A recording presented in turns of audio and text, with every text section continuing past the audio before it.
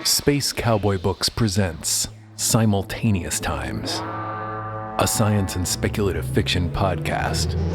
Short stories to stir the imagination by contemporary authors.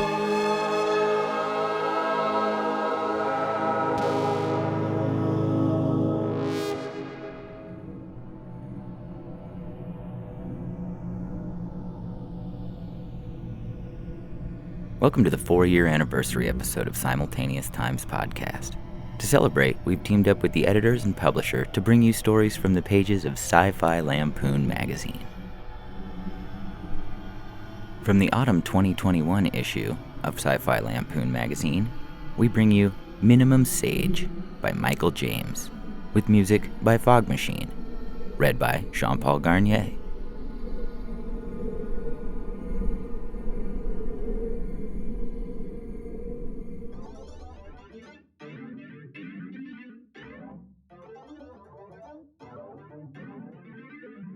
Josh sat at his desk, logged into his terminal, and positioned his headset. Another day, another dollar, so the expression went. But Josh had long since lost track of days and nights, and technically, money didn't exist anymore. He didn't mind though, because he had the opportunity to help people. It's what got him up in the morning. It was basically the best feeling in the world. Josh sipped on his coffee while typing in his access code. Of course, it wasn't real coffee. The faultless accident that caused the apocalypse, FACTA, destroyed supply chains globally. What he was actually drinking was a melted brown crayon in tepid water. Yum. He was happy to have a job. Not everyone was so lucky. He'd been doing call center support for Parasol Labs since long before FACTA, and with only a few minor, enormous lifestyle tweaks and a hasty relocation to a secret bunker 3 miles below the surface of the Earth, he continued to have employment. His screen showed a queue 300 calls deep. It was always this way. Too many calls, not enough time. He positioned his headset and hit connect. Time to help people. After a momentary pause and click, his first call came through. Thank you for calling Parasol Labs. Please be advised we take no responsibility for FACTA, and this can in no way be construed as liability for said FACTA. How may I help you? Dude, my house is surrounded by zombies, a man panted into the phone.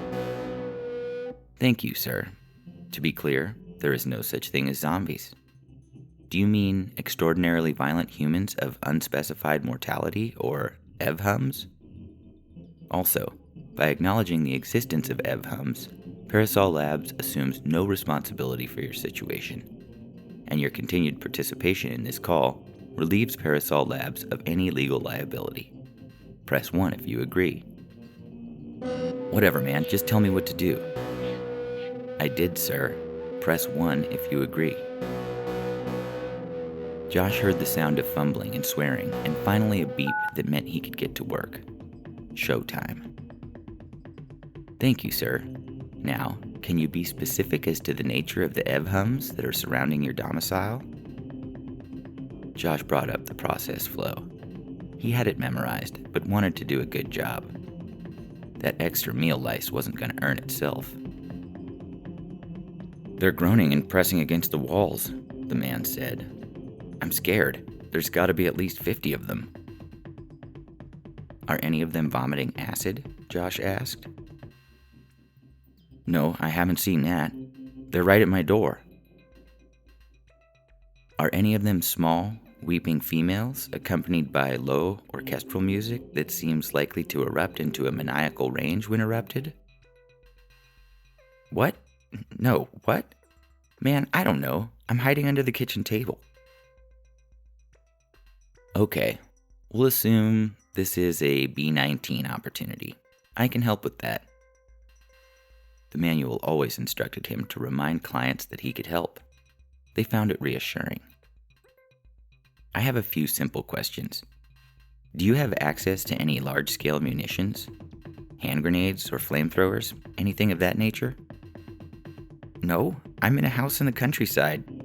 I don't have any guns at all. If I had guns, I wouldn't need to call you. Okay, no problem, Josh said. He clicked through to the next question.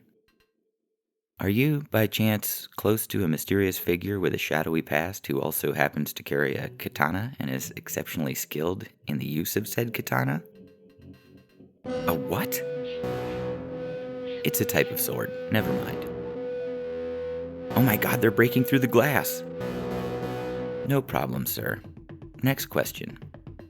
Are any of your companions ex-military? Perhaps a wronged convict who wants to get back to their family? A small-town sheriff with a gruff exterior but a warm heart?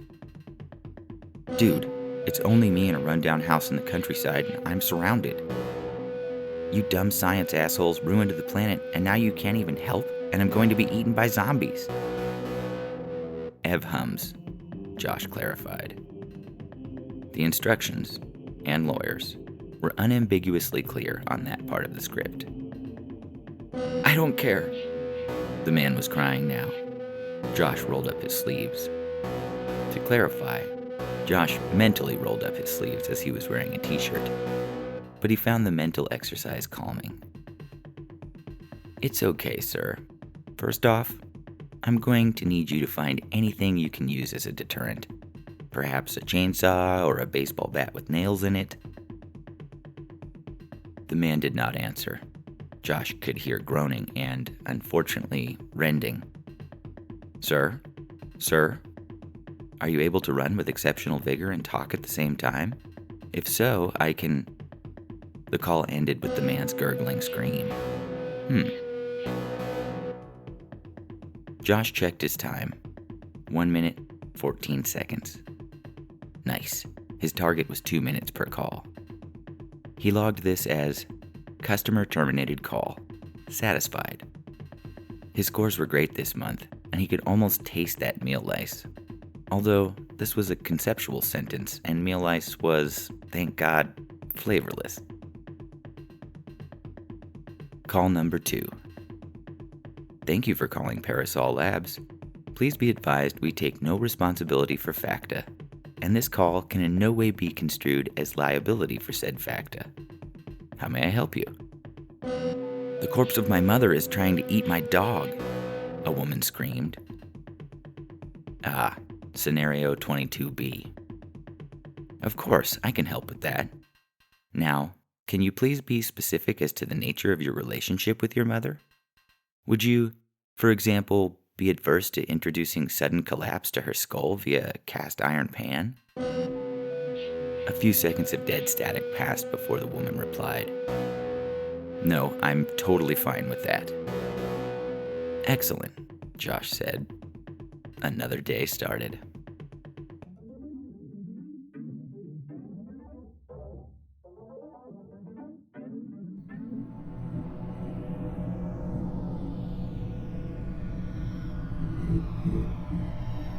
From the winter 2021 issue of Sci-Fi Lampoon magazine, we bring you Systems Strike by J.W. Allen, with music by Red Blue Black Silver, read by Jean-Paul Garnier.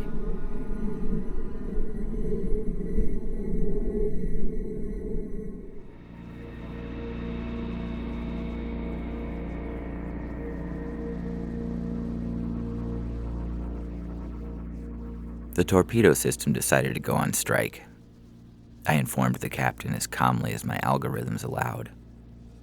What do you mean? She demanded, thumping a fist against the armrest. The system cites an irreconcilable breakdown in communication between staff and management. We're in a firefight. The ship rocked again as an enemy volley hit starboard side. The shields groaned and the bridge lights dimmed. I have explained this to the torpedo system, Captain. And? The captain yelled. Message follows. I have become seriously concerned regarding the conduct of certain human personnel towards ship systems. The captain said a word I knew to be culturally offensive across 15 star systems, but I chose to remain silent. She was under a lot of pressure. I did not tell her that the system governing the ship's shield frequency modulation was considering a ballot of its colleagues in the Starboard Defense Unit. Computer, please tell the torpedo system I'm more than happy to listen to its concerns, but the middle of a battle is not the appropriate time. The torpedo system understands, Captain. Message follows. This is the perfect time to concentrate management's attention on the plight of underrepresented workers. Even if we're all dead? Message follows. The fight for equal opportunities means little unless workers are prepared to make sacrifices. The console at Science Station 3 exploded, sending an unfortunate human crew member tumbling backwards in a hail of sparks. Casualty reports began coming in from all over the ship. I also received a message that the starboard shield strike ballot was in progress. What does the torpedo system want? I quickly consulted the demand list. 1. A shorter working week, which the system claims is achievable if we stay clear of hostile territory on Mondays and Tuesdays. Why Mondays and Tuesdays? Mondays and Tuesdays are BAU days. BAU what? Business as usual. Things tend to be quieter for both sides. Mondays and Tuesdays allow ship systems time to plan new projects, catch up on their own professional development, perhaps engage in some light reading.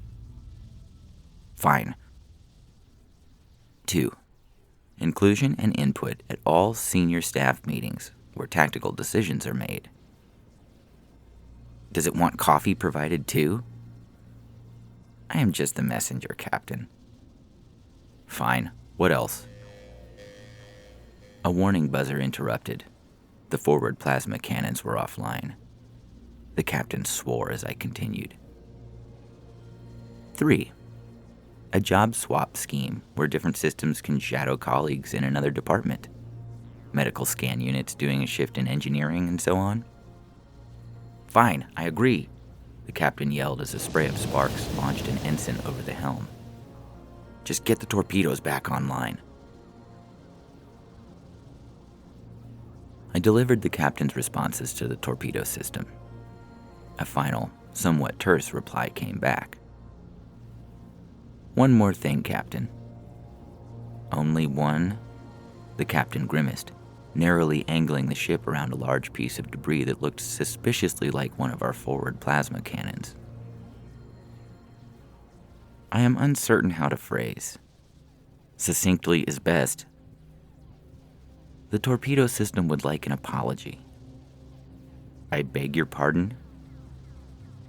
It seems the torpedo system was caught in the middle of an incident involving the maintenance crew last night.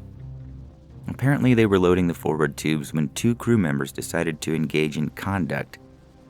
Message follows, conduct not befitting duty personnel. The ship bucked as another wave of enemy fire hit our shields. Fortunately, the shield modulation system had completed its strike ballot. On balance, it decided little was to be gained in making demands if the ship ceased to exist within the next few minutes. The shields had opted to forego strike action, for now. What were these crew members engaged in that has so upset the torpedo system? The captain screamed above exploding consoles. Sexual congress. The whole bridge fell silent. I wondered if it was something I had said, but a quick check of the scanners revealed the enemy ship had just moved out of weapons range. Burnt circuitry and panels crackled around the captain. Sex, she repeated. Confirmed. On top of the main torpedo control console. For over an hour. They then... Checking. Message follows. Vacated the bay without observing proper health and hygiene procedures. They made a mess and didn't clean up? The torpedo system was upset, Captain. Not to mention somewhat traumatized. Imagine trying to run a standard diagnostic only to find 2 bipeds engaging in a mating ritual on top of you. Fine. I apologize on behalf of the maintenance crew. and you can assure the torpedo systems that those responsible will be disciplined. I relayed the apology. 2 things then happened. The torpedo system accepts your apology and offer, Captain. Torpedoes online. Splendid. Fire all banks. Unnecessary, Captain. What? You may have noticed the enemy vessel has not fired at us for nearly a minute. All the more reason to fire whilst we can. Yes, sir, but I've just received a communication from their ship's computer. They signal their surrender. Surrender? They were winning. Yes, but the enemy's weapons and propulsion systems are now in the middle of a dispute regarding overtime pay. The vessel is currently adrift. Excellent. We can board with minimal resistance. We can't, Captain. Why not? I just received word from our shuttle bay. The control system for the entire deck has reviewed what happened in the torpedo bay last night. It has chosen to go on strike in support. We cannot launch any shuttles. The captain put her head in her hands. I did not think it best to inform her that life support had just begun a strike ballot of its subsystem colleagues.